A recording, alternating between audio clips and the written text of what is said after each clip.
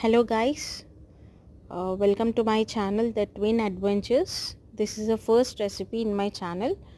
So ఈ recipe almost అందరికీ తెలిసిన రెసిపీనే అండి. ఈ రెసిపీ వచ్చేసి దీని పేరు వచ్చేసి చెల్ది అన్నం అంటారు, సద్ది అన్నం అంటారు, చెల్ది అన్నం అని కూడా అంటారు.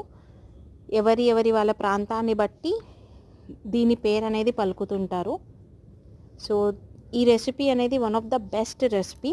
మన పూర్వీకులు ఇంతకుముందు పెద్దవాళ్ళు తినేవాళ్ళు కాబట్టి వాళ్ళకి ఎటువంటి హెల్త్ ఇష్యూస్ అనేవి, గ్యాస్ ఇష్యూస్ అనేవి ఉండకపోతుండే. బట్ ఇప్పుడు మెయిన్గా మనం పిల్లలలో ఇలాంటి గ్యాస్ ఇష్యూస్ అనేది చూస్తున్నాము. ఎందుకు అంటే వాళ్ళు తినే జంక్ ఫుడ్ వల్ల. Because we can stop them by eating junk food. So let's get started into the recipe. Actually ఈ రెసిపీ కుండలో చేసుకుంటే ఇంకా బెనిఫిట్.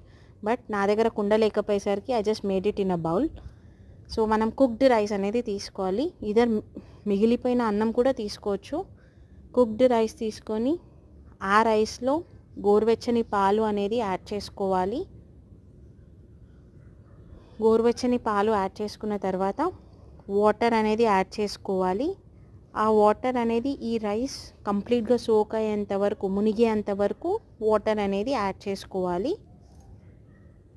యాడ్ చేసుకున్న తర్వాత మనం ఏ విధంగా అయితే పెరుగు తోడేసుకుంటామో సేమ్ అదే విధంగా ఒక 2 to 3 స్పూన్స్ ఆఫ్ కర్డ్ అనేది ఇందులో యాడ్ చేసుకొని ఒక మంచి కలుపుకోవాలి. సో ఆ 2 to 3 స్పూన్స్ కర్డ్ అనేది యాడ్ చేసేసుకొని సో దానికి ఒక మంచి మిక్స్ ఇవ్వాలి. సో ఒకవేళ మనకి ఉంచితే ఇలానే ఉంచవచ్చు. మార్నింగ్కి అది కర్డ్ రైస్ అవుతుంది.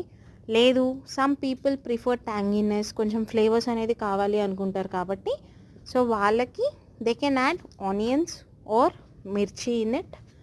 ఆనియన్స్ అండ్ మిర్చి అనేది యాడ్ చేసుకొని అలా పెట్టుకోవచ్చు. సో మార్నింగ్కి అది మంచి కర్డ్ రైస్ అనేది ఫామ్ అవుతుంది.